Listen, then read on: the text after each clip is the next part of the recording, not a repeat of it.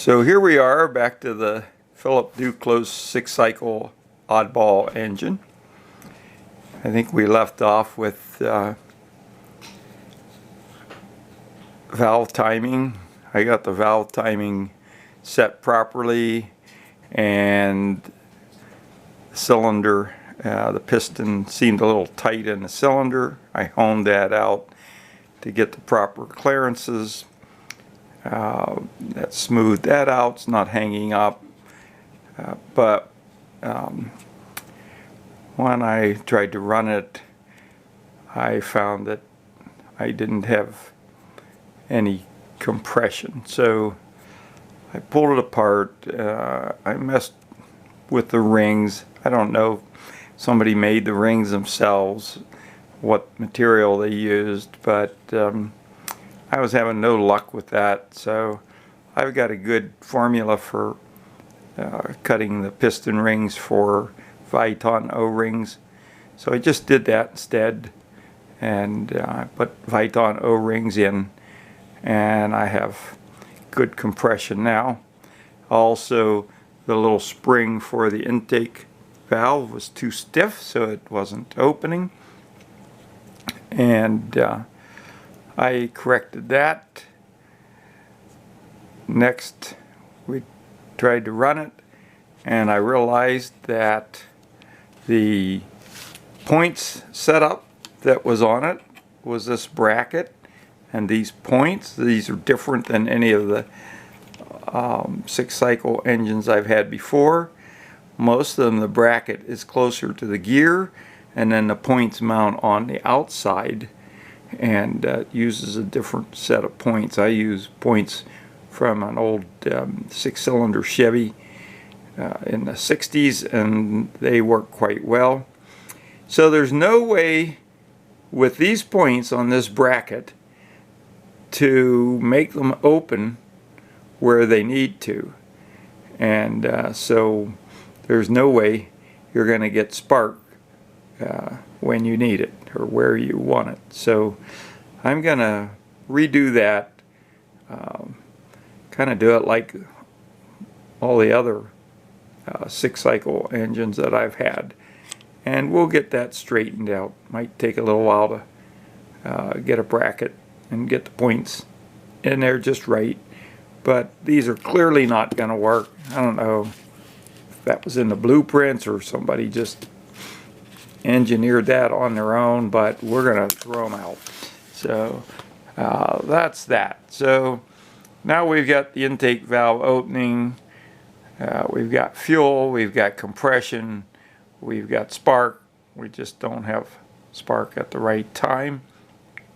So I'm going to do that, and we'll be back. There's one other thing I know I have to do. I'll show you this if I can get in here. Hard to do with one hand. Let me turn this around and show you.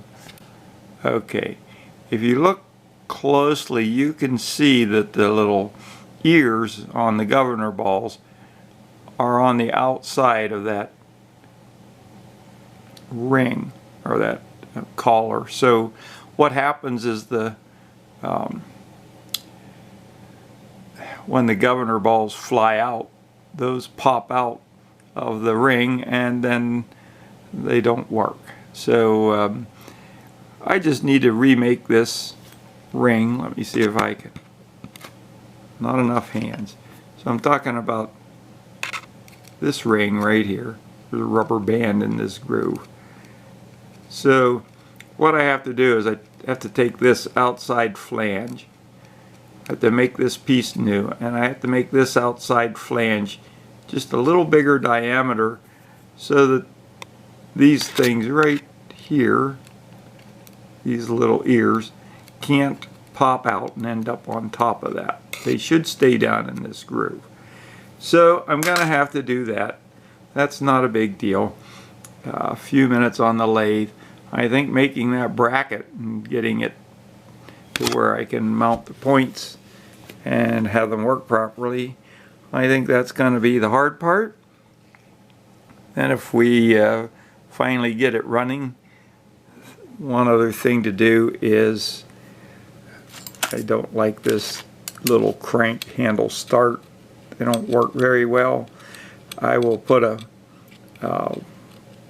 pulley on there with a notch so it can be rope started, and I do that with a lot of model engines, and works quite well. This is a particularly hard engine to spin over by hand to get it started, so I'm going to do that as well. So I just got this engine yesterday around noon, and between church and 4th of July picnics, and I haven't had a lot of time to work on it, but it's coming along, and hopefully a day or two we'll have it up and running, and we'll finish up our video. Thanks again.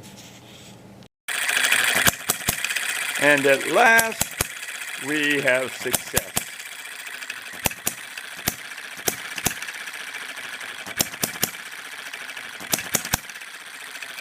Took a lot more fooling around with that governor and that bushing, get everything working right, but we finally have a working 6-cycle Phillip Duclos hitting this engine. Been kind of a fun project. It did take 4 days from start to finish to get it running right, but there we have it.